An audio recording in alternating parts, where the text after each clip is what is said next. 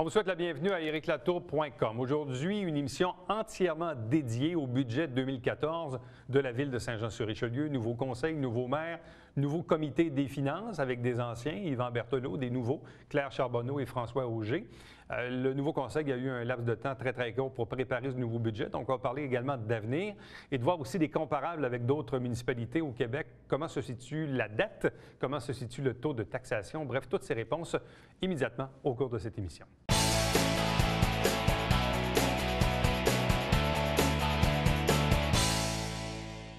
L'automne dernier, il y avait campagne électorale, il y a eu élection, il y a eu également le vote du premier budget de la nouvelle administration, nouveau comité des finances également. On avait fait une entrevue avec le maire Fecteau pour parler des grandes lignes du budget, mais là maintenant on va parler des grandes lignes du budget avec le comité au grand complet. Yvan Berthelot, bonsoir. Bonsoir. Claire Charbonneau, bonsoir. François Auger, bonsoir et bienvenue. Bonsoir. Yvan Berthelot, évidemment, vous étiez du précédent conseil et principalement dans le volet des finances sous l'administration du maire Delbecq. Le maire Fecteau vous a confié à nouveau le mandat, accompagné de deux nouveaux élus. Est-ce qu'on est en train j'appelle ça, pas la passation des pouvoirs, mais un peu la passation de la relève des connaissances aussi? J'aime beaucoup alimenter les rumeurs, alors je peux dire que toute bonne chose a une fin. Ouais. Mais non, j'apprécie grandement, parce que ça faisait à peu près une dizaine d'années que je venais présenter le budget, la plupart du temps seul et tout ça. Et puis là, comme il y a un nouveau conseil, une nouvelle équipe, je trouvais ça intéressant et important de souligner justement la part de mes collègues. Donc, Claire Charbonneau, donc c'est une comptable agréée, vérificatrice, poseuse de questions titrées. Elle a déjà son étiquette. Alors, ça nous oblige à répondre, à nous challenge tout le temps. Alors, c'est drôlement positif, c'est stimulant. Et bien sûr, François Auger également, qui est administrateur aussi, qui n'en laisse pas passer une, qui ne manque pas le rendez-vous non plus de poser des questions. Donc, c'est très stimulant, c'est pour ça que je me disais.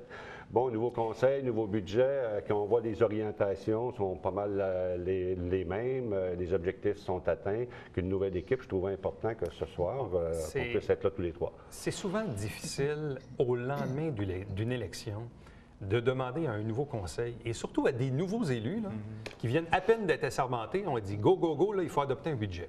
Bon, vous étiez là, tant mieux, puis il y en avait aussi d'autres anciens qui étaient là pour vulgariser. Je me dis que je me mets dans la peau de deux nouveaux qui arrivent, puis là, comme on dit, il y a peut-être plein de questions là, sur ce qu'on peut faire, sur ce qu'on ne peut pas faire, puis pourquoi qu'il y a telle affaire qui a été décidée il y a une couple d'années.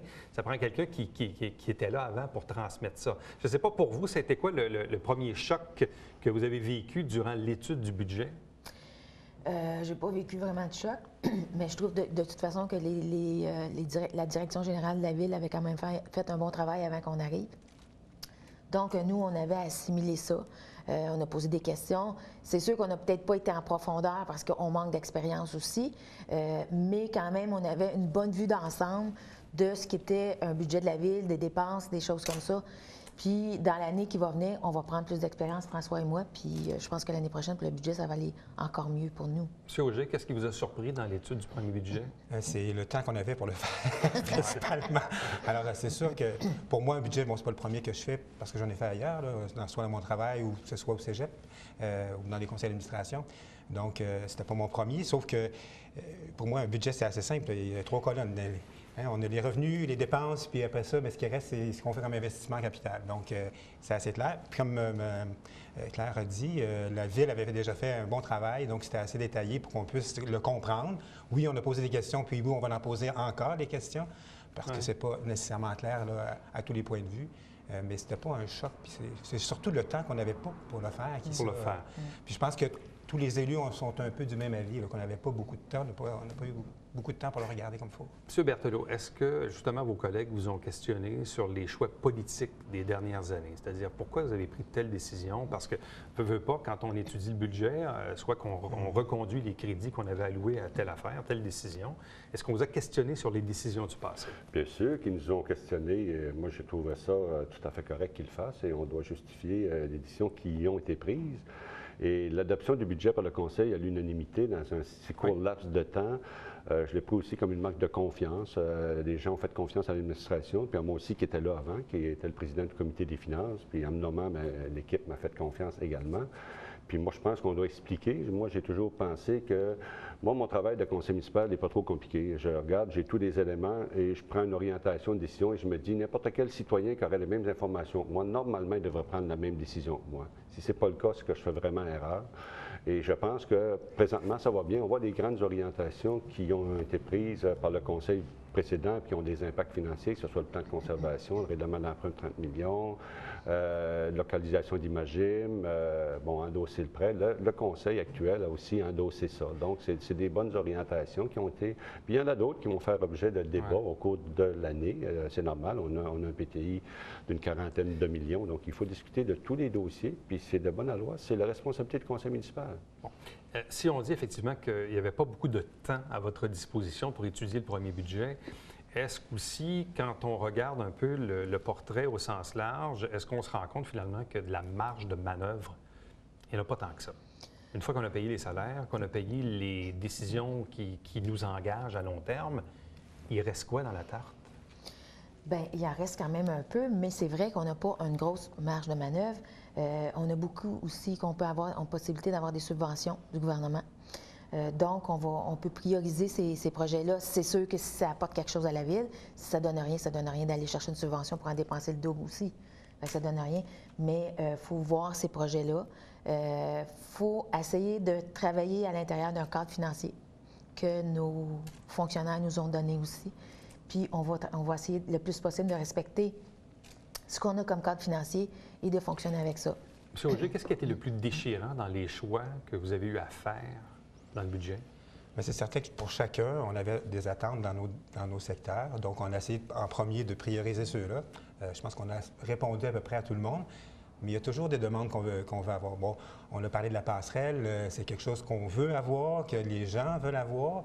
Est-ce qu'on a les moyens de dépenser 5 millions ou 4 ou 3? Ouais. Alors, c'est ces choses-là qui puis c'est pas...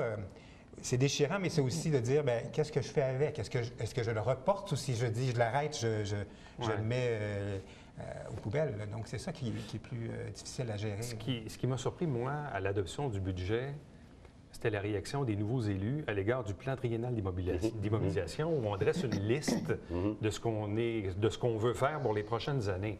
Et j'entendais Hugues Larivière, qui était là dans le temps, qui disait aux nouveaux élus, faites-vous-en pas, il y a peut-être plein d'affaires là-dedans qu'on ne fera même pas, puis qu'on va retarder, mais il faut quand même l'adopter avec la liste qui est là. Là, je sentais quand même, il y avait comme un malaise de la part des nouveaux élus de s'engager. Alors que dans le fond, la liste d'épicerie peut changer en cours de route. Oui, mais c'est compréhensible parce que les gens n'ont pas pu analyser chaque projet. S'il y a 300 projets pour l'année 2014 au triennal, à l'année 1, les gens n'ont pas eu le temps d'avoir tous les dossiers, analyser le reste. Puis bon. Mais sauf que 90 de ces projets-là sont des incontournables. Donc, il n'y aura pas grand-chose qui va changer la première année au triennal. Ça soit changer des moteurs à l'usine d'épuration, c'est ça que j'expliquais. Il y a des règlements qui sont engagés, que ce soit le centre-ville. Il y a des plans et devis qui sont en route. Des appels d'offres. Ça ne changera pas, on ne peut pas. Il va y avoir une petite marge de manœuvre sur des choses, puis encore là, ça va possiblement être juste de l'entretien de bâtiments ou des choses comme ça. Moi, je l'ai toujours dit, l'année 1, on en réalise beaucoup, puis quand on fait le budget, mais là, on peut remettre en question l'année 2, l'année 3, prioriser des choses, reporter des choses. Je pense que la prochaine automne va être intéressant au niveau de la préparation budgétaire. Bon. Au sens large, hausse moyenne des taxes de 1,79 Lorsqu'on ventile tout ça par les anciens secteurs, parce qu'on est encore au lendemain de la fusion municipale, même si ça fait plus de 10 ans, on dit l'ancien Saint-Jean plus 1,23, Saint-Luc 1,90, Iberville 2,52, Saint-Athanase 1,83 et l'ancien secteur de l'Acadie 1,44 d'augmentation. Pourquoi Iberville doit-elle subir l'augmentation la plus forte des 5 secteurs? Si vous vous rappelez, là, c'est la première année que Iberville est touché comme ça. Les autres années, Iberville avait plutôt était en deçà de la moyenne parce qu'il y avait beaucoup de remboursements de dettes. Donc, cette année, un peu moins de remboursement de dette pour Iberville, donc ça a un impact budgétaire parce que c'est le total de tous les événements, si je peux dire. Donc, il y a la dette, il y a la taxe foncière, il y a la taxe d'eau, cueillette des ordures. Tout ça rentre en ligne de compte et ça fait le total. Et en ce qui concerne Iberville, mais cette année, c'est surtout au niveau de la dette. Il y a eu moins de diminution de leur dette qui est venue à échéance. Donc, ça a un petit impact un peu plus important. Est-ce qu'il reste encore aujourd'hui des dettes des anciens secteurs? Ma compréhension était qu'à partir de maintenant, lorsqu'il y aura un nouveau projet, un nouveau règlement d'emprunt, ça va être un règlement d'emprunt grande ville. Donc, il n'y aura plus là, de cette division là, des anciens secteurs. Exact. Depuis le 1er janvier 2011, c'est comme ça. Mais il ne faut pas oublier qu'il faut monter 10 ou 15 ans en arrière pour les règlements d'emprunt qui ont été faits par chacun des secteurs, imputables au secteur. Donc, avant que ça s'éteigne complètement, on en a pour peut-être jusqu'à 2022 ou quelque chose comme ça. Ah oui, tant que ça. Ouais. Donc, les gens vont encore vivre un peu avec les vestiges et les décisions du passé. Il y en a pour une douzaine d'années encore. La moyenne des règlements d'emprunt étant sur à peu près 15-16 ans, donc il y en a encore pour une douzaine d'années. Bon, les augmentations de taxes auxquelles les citoyens sont confrontés, est-ce que c'est principalement ce qu'on appelle les coûts de système, c'est-à-dire la taxe qui augmente, les conventions collectives où il y a des augmentations de salaire qui sont prévues, le coût de la vie? Est-ce que c'est ça principalement? Est-ce que ce sont des coûts de système? Oui, mais il y a aussi il y a moins de transactions de vente de maison, donc la taxe de mutation aussi a baissé. On a dû faire face à une diminution des contraventions de moitié. Fait qu'il faut regarder ça. Pourquoi? Est-ce qu'il y a lieu de faire quelque chose ou quoi que ce soit? Mais ça, c'est 2 points aussi qui ont été apportés pour Est-ce que les gens sont trop disciplinés? C'est pas qu'ils ont moins de contraventions.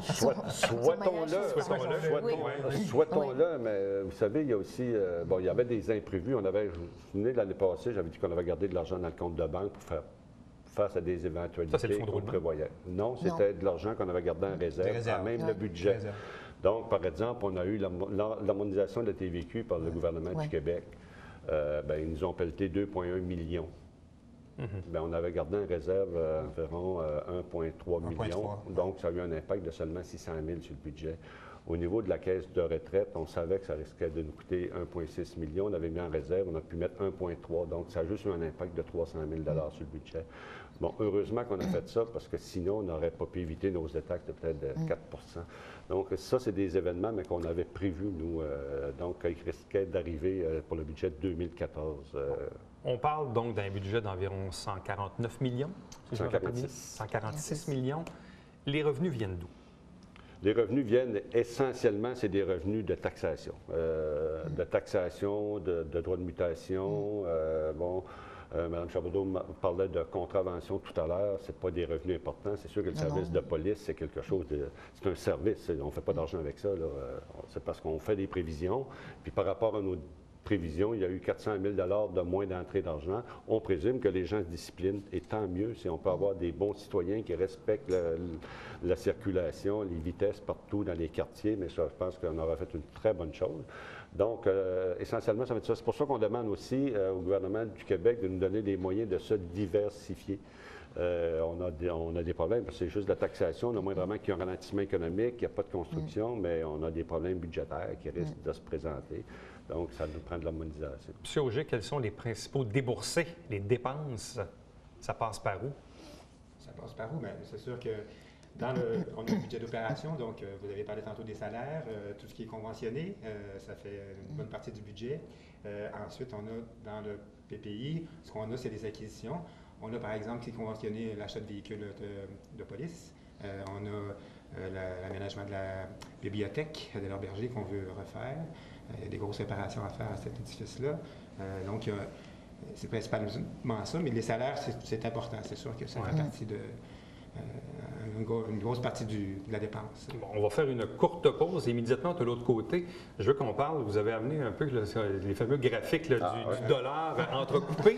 Les pourcentages, parfois, ça parle. Hein? Ça nous donne un peu une idée de ce que ça nous coûte puis des revenus qu'on a en pourcentage. Bref, on revient dans quelques secondes.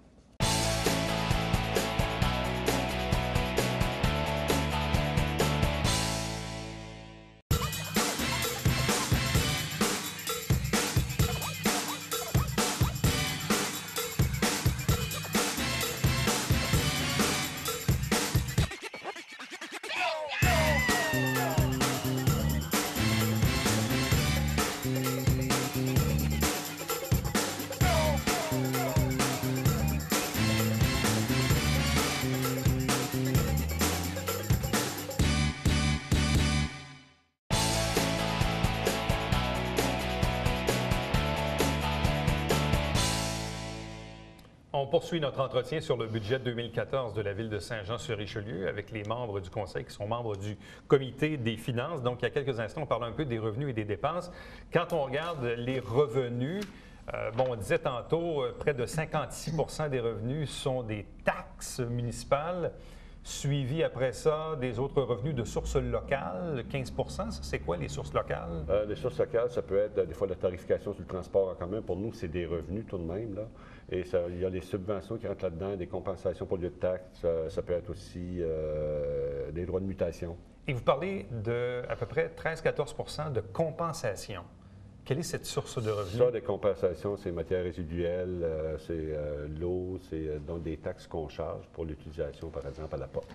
Et dans les taxes, est-ce qu'on connaît le différentiel entre les taxes résidentielles, commerciales et industrielles? Oui.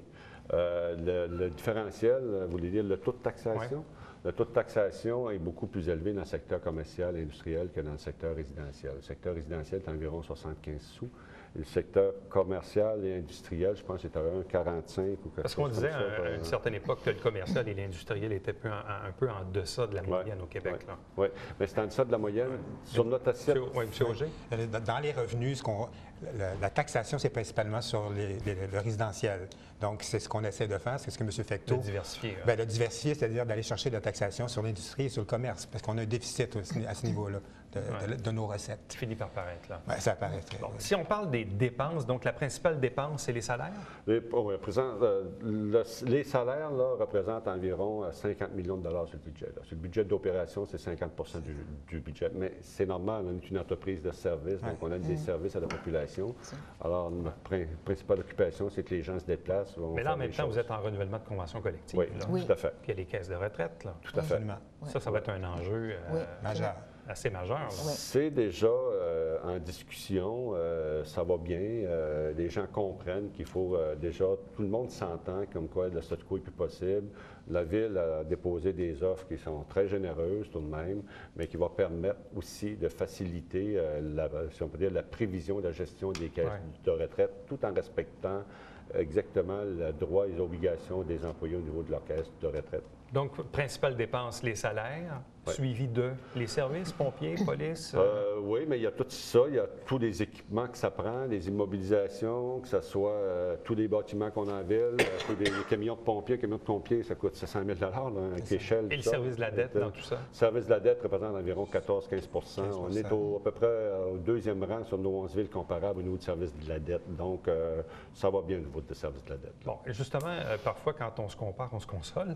On dit souvent, Mme Charbonneau, je pense que vous avez un tableau qui vient un peu situer. On se dit, bon, nous, Saint-Jean, on est à peu près 94 000 de population. On se compare avec les autres. Bref, notre taux de taxation, ça ressemble à quoi dans ce portrait-là? Bien, pour l'endettement, ici, on est au 4e rang pour comparaison avec à peu près 11 villes.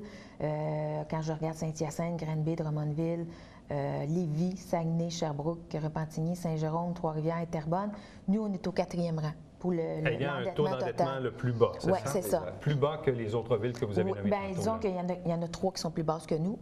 Mais quoi, c'est Saint-Hyacinthe, c'est ça? C'est Saint-Hyacinthe, Granby puis Drummondville. Qui sont plus bas que nous. Oui, les mais autres sinon, toutes les autres ont un taux d'endettement plus élevé que le nôtre. Oui, effectivement. Bon. Et au niveau de la taxation? La taxe par unité d'évaluation, on est au 2e rang. Toujours dans il y a quoi, à peu près 11 000 là-dessus? Toujours les mêmes 11 villes. Il y a juste Drummondville qui c'est ça. Toutes les autres villes sont plus hautes que nous. Et ça, c'est des données qui sont fournies par le ministère. Ce pas des données que la Ville de Saint-Jean a décidé de cumuler. C'est des données qui sont rendues publiques par le ministère. Puis nous, on va faire des comparables. On a identifié il y a quelques années ces 11 villes-là qui se moulent bien à nous. Il y en a qui ont un peu moins de population, d'autres un petit peu plus. Et c'est vraiment des comparables, donc qui viennent du ministère. Donc, on est en bonne position quand même quand on se compare à ces autres villes-là. Et comment on peut expliquer que Saint-Jean a un taux d'endettement qui, d'ordre général, est moins élevé que les autres, a un taux de taxation qui est moins élevé que ces villes-là? C'est attribuable à quoi? Est-ce que les autres villes ont des dépenses que nous, on n'a pas? Est-ce qu'ils ont des revenus que nous, on n'a pas aussi? Écoutez, je ne serais pas en mesure de vous dire. Moi, je sais qu'on a une gestion des finances publiques qui est très serrée à la Ville de Saint-Jean et on a un cadre financier qui a été établi. On a un gros fonds de roulement qui aide énormément. au niveau de la ville de Saint-Jean. Ailleurs, je ne sais pas s'ils font des investissements, s'ils endettent plus, ou, mais je pense que nous, on a une gestion responsable. On voit que dans la continuité, c'est la même approche. Alors moi, je me sens très sécure pour l'avenir avec le nouveau conseil qui est en place. Chaque ville a son histoire aussi. Hein? Chaque ville a vécu dans les dernières années des choses qui sont différentes. On regarde Trois-Rivières, par exemple, qui avait un tissu économique qui était complètement différent si on regarde 10 ans ou 15 ans en arrière. Donc, eux ont eu à vivre ça et ils ont peut-être fait des choix, soit d'investir ou de taxer le résidentiel ou plus pour pouvoir investir ailleurs. Donc, c'est des choix qui sont faits souvent aussi. Dans le fond, si je suis un peu le plan de match de la nouvelle administration, c'est on veut augmenter les revenus en matière de taxes commerciales et industrielles pour élargir la tarte de revenus. Il y a aussi du côté des dépenses, et ça va probablement être un enjeu au niveau du transport. Actuellement, on a le service. Bon, on a toujours l'étude sur un train de banlieue. En même temps, il y a le gouvernement du Québec qui va peut-être avoir un SLR sur le futur pont Champlain. Mais bref, les enjeux de transport, parce que le transport, ça reste une dépense, là. Oui. Et nous, ce qu'on fait dans un premier temps, on va commencer par regarder ce qui se passe dans notre transport. Déjà, le comité des transports est à l'œuvre et ils ont le mandat de regarder, entre autres, le transport urbain Saint-Jean.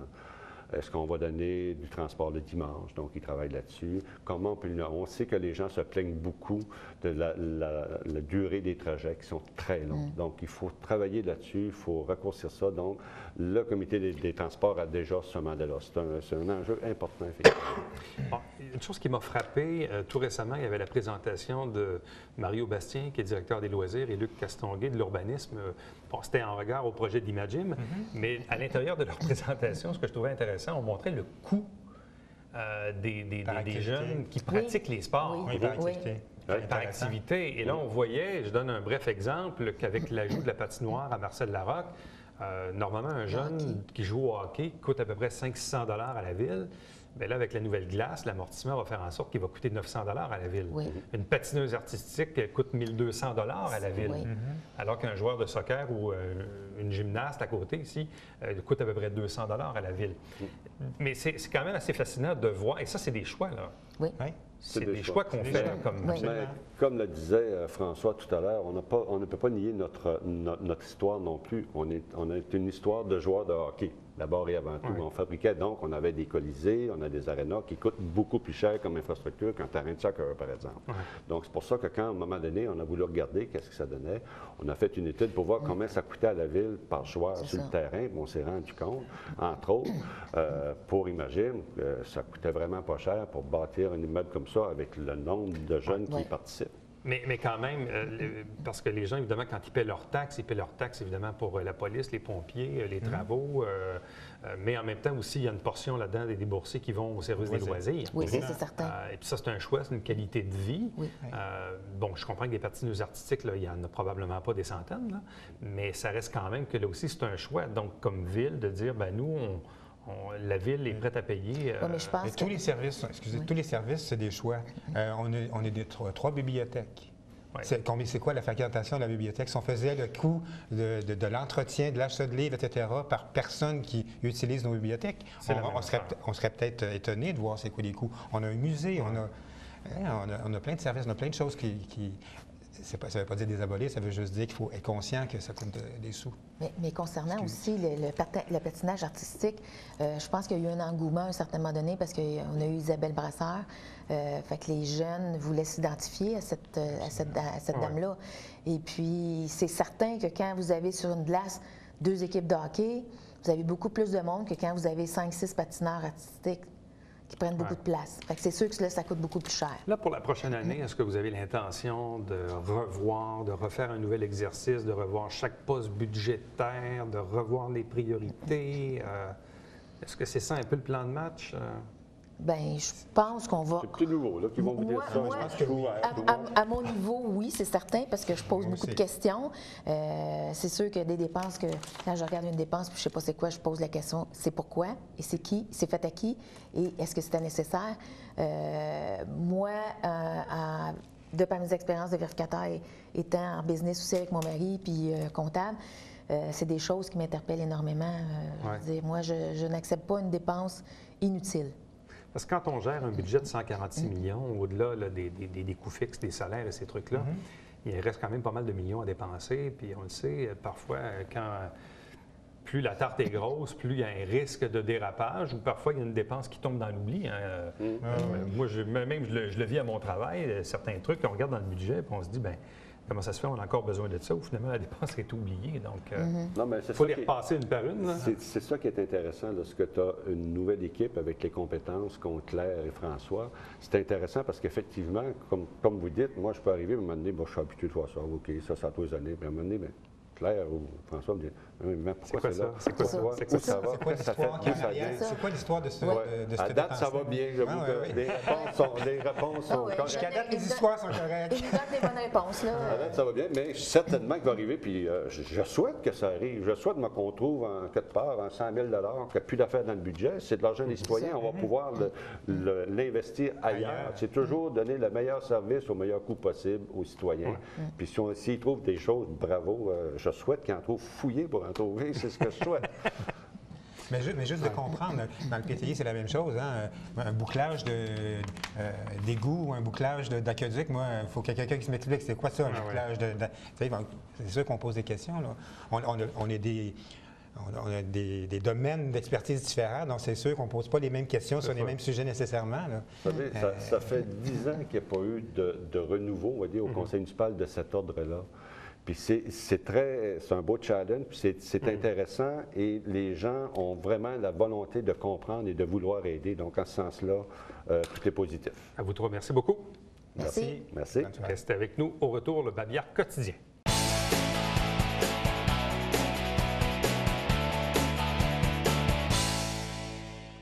On vous rappelle que pour celles et ceux qui ont des iPhones ou des téléphones Android, il existe maintenant une application, l'application Transit, pour obtenir de l'information sur l'autobus 96 qui fait le lien entre Saint-Jean et Montréal. À chaque semaine, on vous présente Saint-Jean-sur-Richelieu. Voici la grille horaire de l'émission sur les travaux du Conseil de ville. Et ne manquez pas le Télébingo tous les dimanches matin, 9h30 en direct avec 3 500 $ en prix. À chaque semaine, on est là demain. Bye bye.